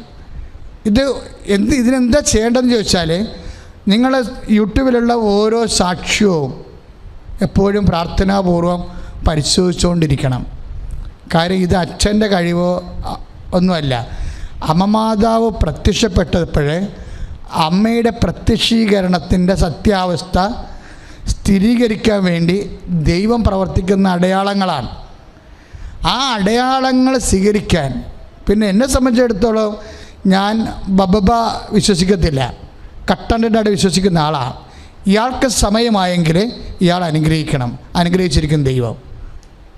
കാരണം സമയത്തിന് മേൽ ആശീർവാദം കൊടുത്താൽ തീർച്ചയായിട്ടും, അപ്പോൾ ബൈബിളിൽ പറയത്തില്ലേ, സമയത്തിന് മുമ്പേ പ്രണയം തട്ടി ഉണർത്തരുത് എന്ന്. അതായത് എൻ്റെ അർത്ഥം എന്ന് വെച്ച് കഴിഞ്ഞാൽ, ദൈവത്തിൻ്റെ സ്നേഹമായാലും ദൈവിക ഇടപെടലായാലും വിശ്വാസമായാലും, അതായത് നമ്മൾ അത് ഓട്ടോമാറ്റിക്കായിട്ടും മെക്കാനിക്കലായിട്ടും ഇങ്ങനെ കമ്പ്യൂട്ടർ മോഡലിൽ അങ്ങനെ അത്ഭുതകരമായിട്ട് സംഭവിക്കേണ്ടതല്ല. You must pray, you must wait. വിശ്വാസം ഉപയോഗിക്കണം, പ്രത്യാശ ഉപയോഗിക്കണം, ദൈവസ്നേഹം ഉപയോഗിക്കണം. ഉടമ്പടിക്ക് 3 പുതുക്കലാണ് മാക്സിമം വെക്കണത്. 3 പുതുക്കലിനുള്ളിൽ സാക്ഷ്യമായില്ലെങ്കിൽ ആ ഉടമ്പടി ക്യാൻസൽ ചെയ്ത് കളയും. എന്താ കാര്യം വെച്ചാൽ, വെറുതെ വീട്ടിൽ കൊണ്ടേ വെച്ചിട്ട് ആ സമയമായി പൊക്കിക്കൊണ്ട് വന്ന് പുതുക്കണതാണ്. കാര്യം ഉടമ്പടിക്ക് ആ പെണ്ണിൻ്റെ ഭർത്താവ് എന്താ ഉടമ്പടി ചെയ്തിട്ടാണ് അവൾ വന്ന് അമ്മയോട് പറയണം, അമ്മേ എനിക്ക് ഈ മാസം പ്രഗ്നൻ്റ് ആണെങ്കിൽ ഞാൻ 8 കൊല്ലമായി. ലോകത്തിൻ്റെ ഓരോ കാര്യവും അന്വേഷിച്ച് നടക്കണത് 8 കൊല്ലമായി. സയൻസ് പറയണത്, ഡോക്ടർമാർ പറഞ്ഞത് എനിക്ക് കിട്ടത്തില്ലെന്നാണ് പറയണത്. പക്ഷേ എനിക്കറിയാം ഞാൻ ദൈവത്തിൻ്റെ മുമ്പിലാണ് നിൽക്കണതെന്ന്. എനിക്ക് ഈ മാസം പ്രഗ്നൻ്റ് ആകണം. ഇത് ഡിസംബറാണെന്ന് പറയും. ഇത് ഡിസംബറാണെന്ന് പറഞ്ഞാൽ യേശു ജനിച്ച കാലം എന്നാണ് ഈ പറയണത്. ഈ മാസം എനിക്ക് പ്രഗ്നൻ്റ് ആകണം, ഇത് ഡിസംബറാണ്. അതായത് ഒരു 14 ദിവസത്തിനുള്ളിൽ അവൾ പ്രഗ്നൻ്റാണ്. ഇത്രയും സ്പീഡാണ്. നിങ്ങൾ ആ സാക്ഷ്യം ഒന്ന് കേൾക്കണേ. ഇന്ന് തന്നെ വീട്ടിൽ പോയിട്ട് ഇന്നലത്തെ സാക്ഷ്യം കേട്ടാൽ മതി. ഇന്നലത്തെ സാക്ഷ്യം കൃപാസന അമ്മയുടെ മുഖത്ത് നോക്കിയിട്ട് പറയും, അമ്മേ 8 കൊല്ലമായിട്ട് കുഞ്ഞുങ്ങളില്ല, ഇത് ഡിസംബറാണ്, എനിക്ക് ഈ മാസം പ്രഗ്നൻ്റ് ആകണമെന്ന് പറയും. 14 ദിവസത്തിനുള്ളിൽ പ്രഗ്നൻ്റ് ആകും. പക്ഷേ എൻ്റെ രസമെന്ന് പറയണത് 8 കൊല്ലത്തെ പ്രാർത്ഥന അഡ്വാൻസ് കിടക്കുകയാണ്. 8 കൊല്ലത്തെ പ്രാർത്ഥനയാണ് ഈ കുഞ്ഞിന് വേണ്ടി ദൈവതിരുസന്നിധി കിടക്കണത്. അത് ചിലപ്പോൾ അഴകുഴപ്പം പ്രാർത്ഥനയായിരിക്കും. ഇതുപോലെ നട്ടലുള്ള പ്രാർത്ഥന, അമ്മയുടെ മുഖത്ത് നോക്കിയിട്ട് നിശ്ചയദാർഢ്യത്തോടെയുള്ള പ്രാർത്ഥന ആയിരിക്കത്തില്ല. അതുകൊണ്ട് ഒത്തിരി പ്രാർത്ഥിക്കും. പക്ഷേ ആ പ്രാർത്ഥനകളൊന്നും അത്രയ്ക്കും ഷാർപ്പ് ഷൂട്ടർ ആയിരിക്കത്തില്ല. ഇവിടെ ഉടമ്പടി എടുത്തു കഴിഞ്ഞപ്പോൾ വിശ്വാസം ഉണ്ടായി. അവൾ അമ്മയുടെ മുമ്പിൽ വന്ന് പറയും, എന്താ സംഭവിച്ചിരിക്കണമെന്നറിയാവോ, അവൾ പ്രസവിച്ചത് ഇരട്ട പ്രസവിച്ച് 2 കുഞ്ഞിനെ കൊടുത്തു. 2 കുഞ്ഞുങ്ങളെയും കൊണ്ടാണ് ഇന്നലെ സാക്ഷ്യം പറഞ്ഞിരിക്കുന്നത്. അതാണ് നിങ്ങൾ ആ സാക്ഷ്യം സത്യഗ്രഹമെന്ന് പറഞ്ഞതിൻ്റെ കാര്യം. അപ്പോൾ 2 കുഞ്ഞുങ്ങളെന്ന് പറയുമ്പോൾ എന്താ? ഒന്നാമത്തേൽ അതിൻ്റെ സമയ നമുക്ക് ലാഭം, പിന്നെ എന്താണ് ആശുപത്രി ചികിത്സ പണം ലാഭം. അതായത് ഒറ്റടീൻ്റെ ആശുവാണ് ഒറ്റ സമയത്ത്. കൃപാസനത്ത് ഞാൻ ഒരിക്കൽ ഇതുപോലെ ഇടത്തുവാക്കാരിൽ ഞാനിങ്ങനെ കുഞ്ഞിനെ ചോറ് കൊടുത്തുകൊണ്ടിരിക്കുകയാണ് കുഞ്ഞുങ്ങൾക്ക്.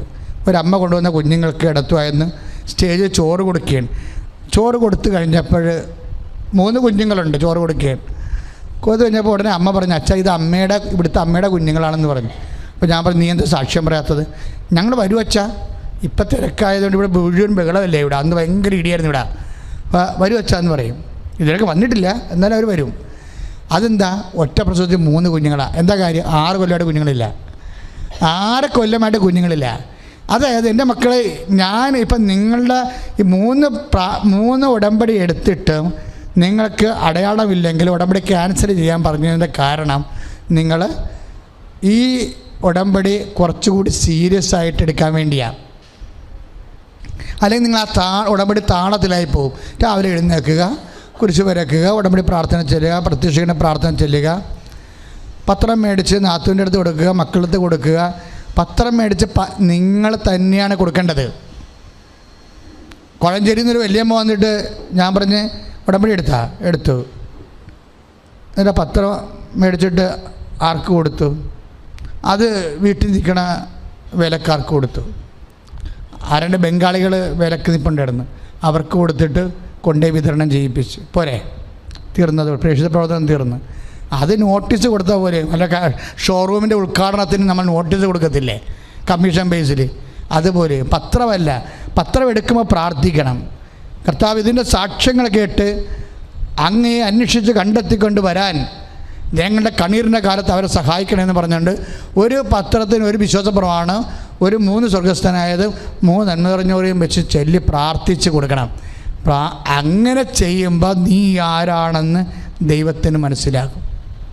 ഇവിടെ ഒന്നിനും പഞ്ഞമില്ല, വിശ്വാസത്തിനും അത് പ്രയോഗിക്കുന്ന രീതികൾക്കുമാണ്. ശ്രുതികട ഹല്ലേലൂയ, യേശുവേ സ്തോത്രം, ഹല്ലേലൂയ ഹല്ലേലൂയ, യേശുവേ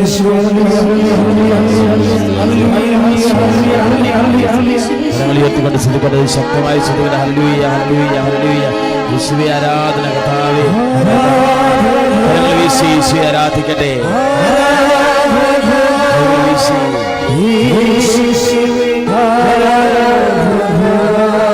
ശക്തമായി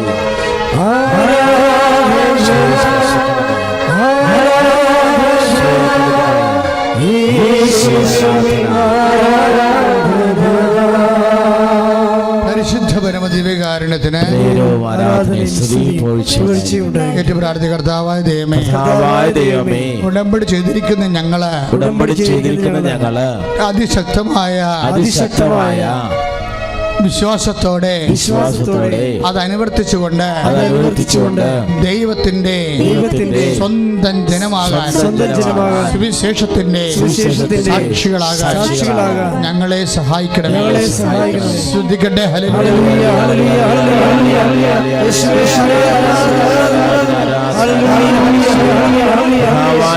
ഉടമ്പടി എല്ലാ മക്കളെയും ആശീർവദിക്കുന്ന യോഗങ്ങളെ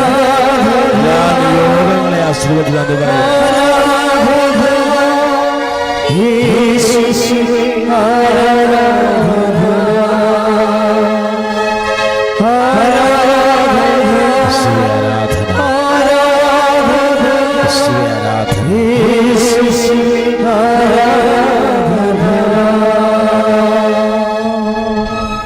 ഞാനിങ്ങനെ ഇത്രയും കാര്യങ്ങൾ നിങ്ങളോട് പറഞ്ഞില്ലേ? കർത്താവും ഇടയ്ക്ക് പറയാറുള്ള വാക്കാണ്, ഞാൻ ഇത്രയും കാര്യങ്ങൾ നിങ്ങളോട് പറഞ്ഞു, എങ്കിലും വിശ്വസിക്കാത്ത ചിലർ നിങ്ങളുടെ കൂട്ടത്തിൽ തന്നെ ഉണ്ടെന്ന്. അത് വളരെ മോശമായിട്ട് ഈശോ സംസാരിക്കുന്നത്. കാരണം യൂദാസനാണ് വിശ്വസിക്കാൻ പറ്റാത്തത്. അതാണ് ഞാൻ ഇത്രയും കാര്യങ്ങൾ നിങ്ങളോട് പറഞ്ഞില്ലേ, എങ്കിലും വിശ്വസിക്കാത്ത ചിലർ നിങ്ങളുടെ കൂട്ടത്തിൽ തന്നെ ഉണ്ടെന്ന്. കാര്യം ഈ മനുഷ്യന്മാരെ ശവങ്ങളാണെങ്കിൽ പോലും കർത്താവിൻ്റെ വചനം കേൾക്കാൻ കഴിവുള്ളവരും കഴിവില്ലാത്തവരും ഉണ്ടെന്നാണ് ബൈബിൾ പറയണത്. പല കാര്യങ്ങൾ കൊണ്ട് ശവങ്ങളായി പോവും. അവർക്ക് പ്രതികരണങ്ങളൊന്നുമില്ല,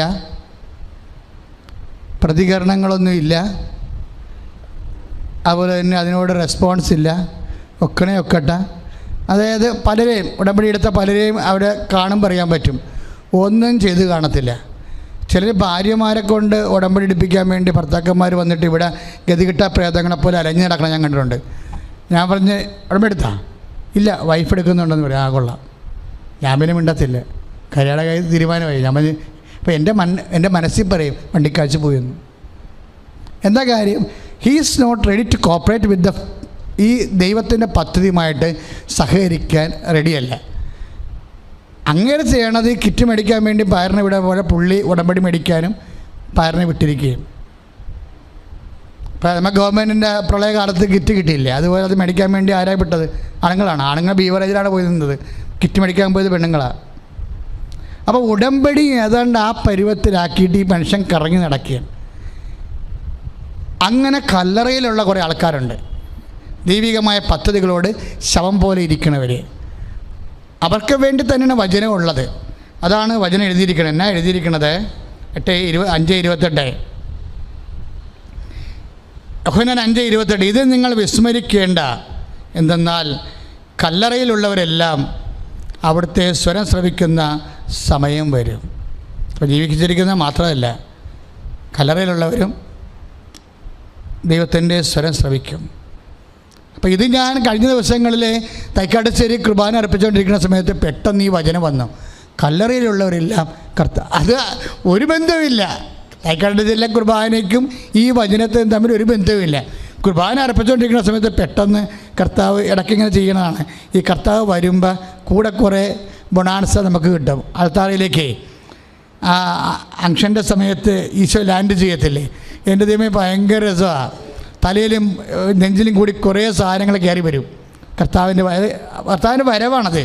അർത്താറയിലേക്ക് വരുന്നൊരു വരവാണ്. അപ്പോൾ ആണ് ഈ വചനം പറയുന്നത്, കല്ലറയിലുള്ളവർക്ക് വേണ്ടി പ്രാർത്ഥിക്കണം. അതിൻ്റെ അകത്ത് കല്ലറയാണല്ലോ, ശവമാണല്ലോ എന്ന് ഓർത്തുകൊണ്ട് പ്രാർത്ഥിക്കാണ്ട് വിടരുത്. അത് എനിക്ക് വല്ലാതെ, ഞാൻ താഴെ ഇറങ്ങിയിട്ട് കല്ലറയിലുള്ളവരെല്ലാം ഇപ്പം എത്ര ഗതികെട്ട വിശ്വാസമില്ലാത്തവരും വിശ്വാസപരമായി മരിച്ചവരാണെങ്കിലും എൻ്റെ മക്കളെ, നിങ്ങളുടെ ഭർത്താവിന് വിശ്വാസമില്ലെന്ന് വിചാരിച്ചോ? ക്ലിയറല്ലേ? നിങ്ങളുടെ ഭർത്താവിന് വിശ്വാസമില്ല, മകന് വിശ്വാസമില്ല എന്ന് വിചാരിച്ചോ? അവൻ വീഡിയോ ഗെയിം കണ്ടുകൊണ്ടിരിക്കുകയോ അല്ലെങ്കിൽ മൊബൈൽ കുത്തിക്കൊണ്ടിരിക്കുകയോ ചെയ്യാൻ, അവൻ ഈ ജന്മത്ത് ദുഃഖവെള്ളിയാഴ്ച പോലും കുരിശിൻ്റെ വഴിക്ക് പോകത്തില്ല. അവനോട് പറഞ്ഞു നമ്മുടെ നെഞ്ചിലെ വെള്ളം കളയാവുന്നല്ല ഒരു കഥയുമില്ല. അവൻ ദുഃഖ വെള്ളിയാഴ്ച വേണമെങ്കിൽ ബ്ലൂ ഫിലിം കണ്ടുകൊണ്ടിരിക്കും. അങ്ങനെ കല്ലറയിലുള്ള അനേകം ആൾക്കാരുണ്ട്. അപ്പോഴും കർത്താവിൻ്റെ വചനം നിന്നോട് പറയും, അമ്മയോട് പറയും, ഇടി അവൻ ശവമാണ്, പക്ഷെ അവൻ്റെ അടുത്ത് പോയിരുന്ന് വചനം വായിക്കാൻ പറയും. അവൻ ശവമാണ്, അവൻ ഈ ജന്മത്തിൽ പോകില്ല, അവൻ യുക്തിവാദിയാണെന്ന് തന്നെ വിചാരിച്ചോ? ദൈവികമായ കാര്യത്തിൽ അവൻ ശവമാണ്, വിശ്വാസത്തിൽ. അപ്പോഴും കർത്താവ് പറയും, അമ്മയോട് പറയും, നീ അല്ലേ അവനെ പെറ്റ്, അത് അവൻ്റെ അടുത്ത് പോയിരുന്ന് വായിക്ക്, നിൻ്റെ കാലം കഴിയുമ്പോഴെങ്കിലും അവൻ നീ വായിച്ചത് ഓർക്കുമെന്ന്. അപ്പോൾ ഒരു കാരണവശാലും നിൻ്റെ മകനോ മകളോ ഭർത്താവോ തെറ്റിപ്പോയി എന്ന് വിചാരിച്ചുകൊണ്ട് നീ നിൻ്റെ ഉദ്യമങ്ങൾ മുടക്കരുത്. ഈ അടുത്ത പോയിൻ്റ് ഞാൻ പറഞ്ഞ മനസ്സിലായോ? അതായത് പ്രാർത്ഥനയ്ക്ക് എപ്പോഴും അവസരമാണ്. അത് അനുകൂലമായ സാഹചര്യം വരുമ്പോൾ കർത്താവിൻ്റെ സ്വരം അവൻ കേൾക്കും. പക്ഷേ ചില ഒരു 10% ചിലപ്പോൾ മിസ് ചെയ്യുമായിരിക്കും. പക്ഷെ ആ 10% പ്രതി നീ അത് ചെയ്യാതിരിക്കരുത്. ആ 10% പ്രതി നീ സൊദോമിനെ നശിപ്പിക്കുമോ എന്ന് ചോദിച്ചാൽ ഇല്ല എന്നാണ് ദൈവം പറയണത്. ആ 10% എന്താ കാര്യം വെച്ചാൽ കർത്താവ് പറഞ്ഞിട്ടുണ്ട്, കല്ലറയിലുള്ളവരെല്ലാം കർത്താവിൻ്റെ സ്വരം കേൾക്കും. 5:28 യോഹന്നാൻ. അത് നമ്മൾ മത്തായിയുടെ സുവിശേഷം വായിക്കുമ്പോൾ പറയും, കേൾക്കാൻ ചെവിയുള്ളവൻ കേൾക്കട്ടെ. കല്ലറയിലുള്ളവർക്കും കേൾക്കാൻ ചെവിയുള്ളവരും ഉണ്ട്, ഇല്ലാത്തവരും ഉണ്ട്. ഇല്ലാത്തൊരു 10% പോകുമായിരിക്കും. കാര്യം വചനത്തിൻ്റെ ഒരു പ്രശ്നം, കേൾക്കാൻ ചെവി വേണം ഇതിൻ്റെ അകത്ത്. അപ്പം നമ്മൾ ചോദിക്കും എന്താണ് കേൾക്കാൻ ചെവി? ഇപ്പോൾ മത്തായി 13:9 കേൾക്കാൻ ചെവിയുള്ളവൻ കേൾക്കട്ടെ. അപ്പം നമ്മൾ ചോദിക്കും എന്നാണ് ഈ കേൾക്കാൻ ചെവി എന്ന് പറയണത്? കാര്യം നിങ്ങളെല്ലാം രക്ഷപ്പെടാൻ പോണത് എന്തുകൊണ്ടാണ്? വചനം കേട്ടാണ് രക്ഷപ്പെടാൻ പോണത്. കേൾക്കാൻ ചെവി എന്ന് പറയണത് എന്താ? അതായത് മത്തായിയുടെ സുവിശേഷം 13:15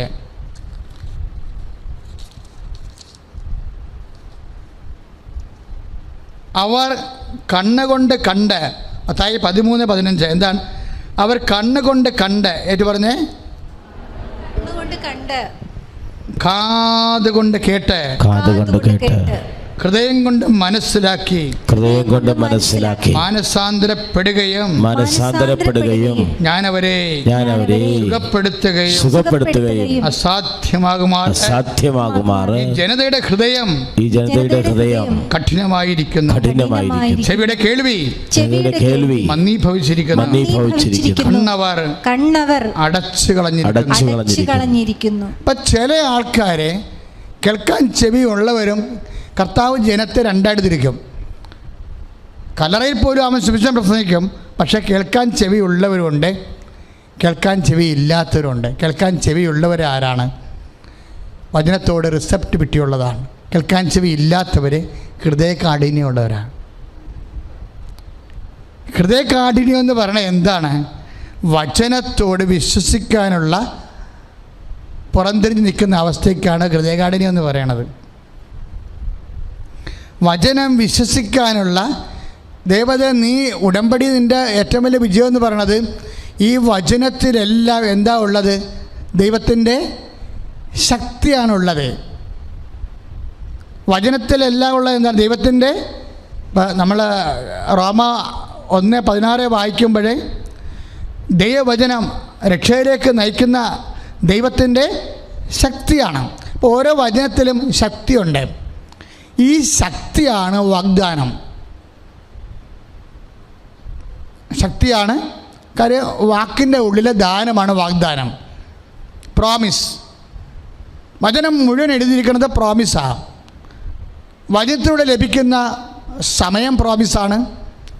വചനത്തിലൂടെ ലഭിക്കുന്ന സ്ഥലം പ്രോമിസ്ഡ് ലാൻഡാണ്. പ്രോമീത്തരെ എന്ന് വെച്ച് കഴിഞ്ഞാൽ ടു റിലീസ്, അവിടുന്ന് പ്രോമിസ് വരണത്. പ്രോമീത്തരെ എന്നുള്ള ലാറ്റിൻ പദത്തിന് എന്താണ് അർത്ഥം? ടു റിലീസ്, പുറത്തേക്ക് വലിച്ചെടുക്കുക. പ്രത്യാശിക്കുക എന്നുള്ളതല്ല, നമ്മളത് പ്രത്യാശിക്കുക എന്നാണ് തർജ്ജമ ചെയ്തിരിക്കുന്നത്. അതിൻ്റെ എറ്റിമോളജി, റൂട്ട് മീനിങ് പറയണത് എന്താണ്? പ്രോമീത്തരെ, ടു റിലീസ്, വലിച്ചെടുക്കുക. ഓരോ വചനത്തിൽ നിന്നും എന്തോ വലിച്ചെടുക്കാനുണ്ട്. ഓരോ വാക്കിൻ്റെ ഉള്ളിൽ നിന്നും എന്തോ വലിച്ചെടുക്കാനുണ്ട്. വാക്കിൻ്റെ ഉള്ളിൽ നിന്ന് വലിച്ചെടുക്കാനുള്ള എന്താണ്? ദാനമാണ്. ആ ദാനം എന്തിൻ്റെ രീതിയിലാണ്? ശക്തിയുടെ രീതിയിലാണ്. പറഞ്ഞ മനസ്സിലായില്ലേ? അമ്മയുടെ മുമ്പിൽ നിന്നുകൊണ്ട് അമ്മ ഇതാണ്, ഇത് ഈ മാസം ഞാൻ പ്രഗ്നൻ്റ് ആകണം എന്ന് പറഞ്ഞാൽ ഇതെങ്ങനെ സംഭവിക്കും? ഞാൻ പുരുഷൻ അറിയുന്നില്ലല്ലോ എന്ന് മംഗളവാർത്ത സമയത്ത് ചോദിക്കുമ്പോഴേ പരിശുദ്ധാത്മാവ് നിൻ്റെ മേൽ വരും, അത്യുന്നതിൻ്റെ ശക്തി നിന്നെ പ്രവർത്തിക്കുമെന്ന് പറയുമ്പോഴേ ഈ ശക്തിയാണ് വചനത്തിൻ്റെ ഉള്ളിലുള്ളതെന്നാണ് റോമ 1:16 പറയണത്. ആ ശക്തിയിൽ വിശ്വസിക്കുമ്പോഴാണ് ശക്തി പുറത്തേക്ക് വരും. അത് ബോഡി വന്ന ഹീലിംഗ് ആയിട്ട് മാറും.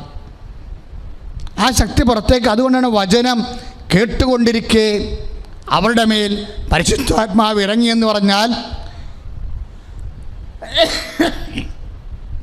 വിശ്വസിച്ചവരുടെ മേലാണ്. വിശ്വസിച്ചവരുടെ മേലും കല്ലറയിലുള്ളവരായാലും കല്ലറയ്ക്ക് പുറത്തുള്ള ജീവനുള്ളവരായാലും ഹൃദയകാഠിന്യം ഇല്ലാത്തവരുടെ മേലാണ് കർത്താവിൻ്റെ ശക്തി ആവശ്യിക്കുന്നത്. ഇപ്പം നമ്മൾ പ്രാർത്ഥിക്കേണ്ടത് കർത്താവിൻ്റെ വചനം വിശ്വസിക്കാനുള്ള തുറവി. നിങ്ങൾ ഈ വിശുദ്ധ വാരം മുഴുവനും പള്ളി പോകണ സമയം ഒഴിച്ച് ബാക്കിയെല്ലാം വീട്ടിലെ പണിയൊക്കെ ചെയ്താലും വചനം എടുത്ത് വായിച്ചുകൊണ്ടേ ഇരിക്കണം. വചനം പ്രാർത്ഥിച്ച് വായിച്ചുകൊണ്ടേ ഇരിക്കണം. വചനം കല്ലറയുടെ അകത്തിരിക്കണ ആൾക്കാരുടെ അടുത്ത് പോയിരുന്ന് വായിക്കണം. ജീവിച്ചിരിക്കുന്ന ആൾക്കാരും വചനത്തിന് മറുതിരിച്ച് നിൽക്കുന്നവരെ ഹൃദയകാഠിന്യമുള്ളവരാണ്, ചെവിയില്ലാത്തവരും കേൾക്കാൻ ചെവിയില്ലാത്തവരാണ്. പക്ഷേ അവരിടത്തും പോയി വായിക്കാനാണ്.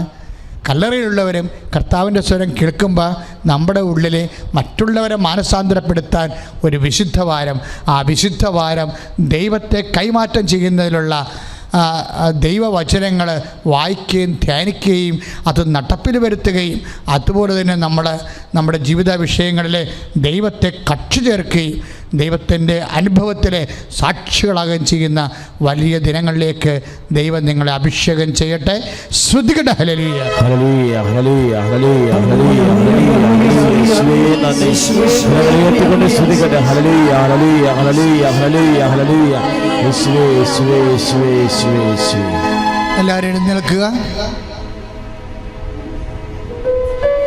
അച്ഛൻ്റെ പ്രാർത്ഥന രോഗസൗഖ്യത്തിന് വേണ്ടി പ്രാർത്ഥിക്കാൻ പോവുകയാണ്. ചിലപ്പോൾ 5 മിനിറ്റേ പ്രാർത്ഥിക്കത്തുള്ളൂ. ആ ചേച്ചി 5 സെക്കൻഡാണ് പ്രാർത്ഥിച്ചത്. പ്രാർത്ഥനയ്ക്ക് ഇത്ര മണിക്കൂർ പ്രാർത്ഥിക്കണമെന്നില്ല. ആര് പ്രാർത്ഥിക്കുന്നു, എന്ത് പ്രാർത്ഥിക്കുന്നു എന്നതിനേക്കാൾ ഉപരി ആര് പ്രാർത്ഥിക്കുന്നു എന്നതാണ് വിഷയം. നിങ്ങൾ പ്രാർത്ഥിക്കാൻ പറ്റുന്ന രീതിയിൽ നിങ്ങളുടെ ഇൻഫ്രാസ്ട്രക്ചർ അപ്ഗ്രേഡ് ചെയ്തെടുക്കണം.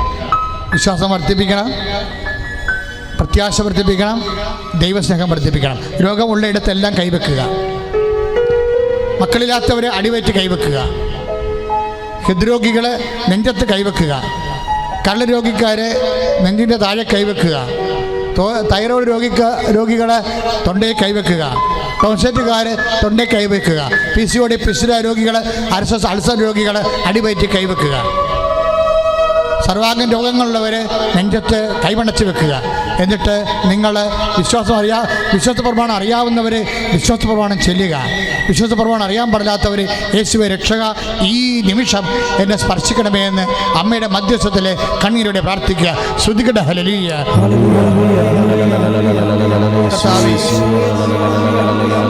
കർത്താവേ, അങ്ങയുടെ മക്കളെ ഞങ്ങൾ പ്രാർത്ഥിക്കുന്നു. കർത്താവേ, ഈശോ നിന്റെ വിശുദ്ധ പൗരോഹിത്യത്തെ മഹത്വപ്പെടുത്തണമേ. കർത്താവേ, ഈശോ നിന്റെ വിശുദ്ധ പൗരോഹിത്യത്തെ മഹത്വപ്പെടുത്തണമേ. കർത്താവേ, സഭയിലുള്ള സാന്നിധ്യം പ്രകടമാക്കണമേ. കർത്താവേ, ആത്മരോഗികളെ സമർപ്പിച്ച് പ്രാർത്ഥിക്കുന്നു, രോഗികളെ സമർപ്പിച്ച് പ്രാർത്ഥിക്കുന്നു, തലക്ക് ചൂടുള്ളവരെ സമർപ്പിച്ച് പ്രാർത്ഥിക്കുന്നു, ഹൃദയ രോഗികളെ സമർപ്പിച്ച് പ്രാർത്ഥിക്കുന്നു, ഉത്തര രോഗികളെ സമർപ്പിച്ച് പ്രാർത്ഥിക്കുന്നു.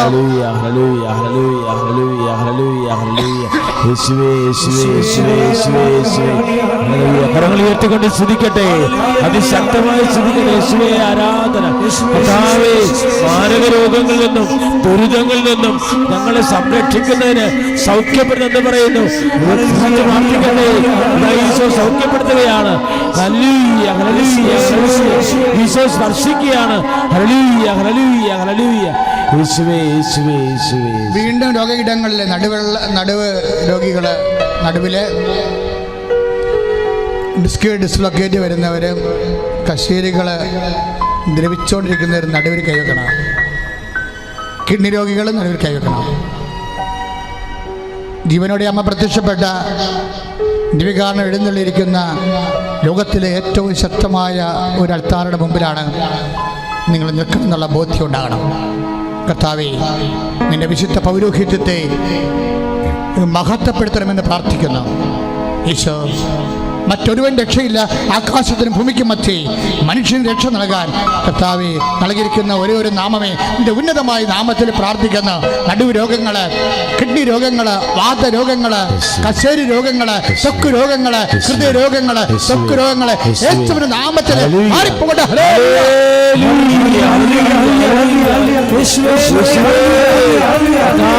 സൗഖ്യപ്പെടുത്താൻ പറയുന്നു. ഹല്ലേലൂയ, ഹല്ലേലൂയ, ഹല്ലേലൂയ.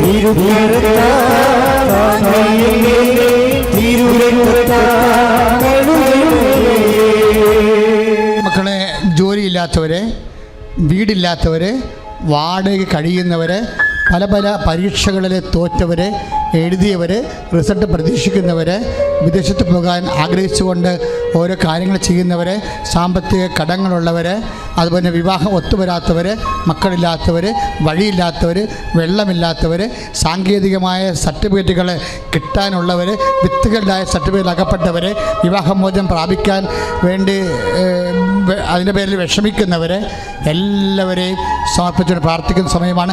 അതിശക്തമായി ഇടിമുഴങ്ങുന്ന പോലെ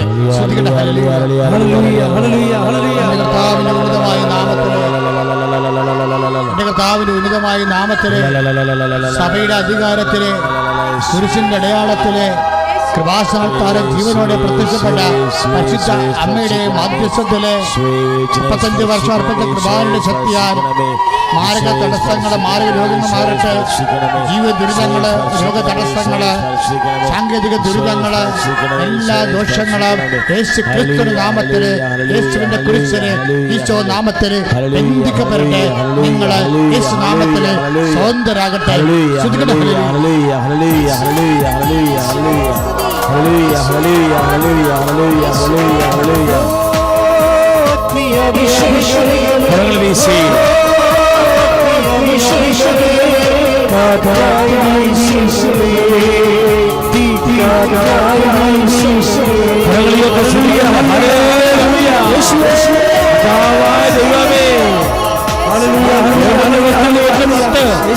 ദൈവമേ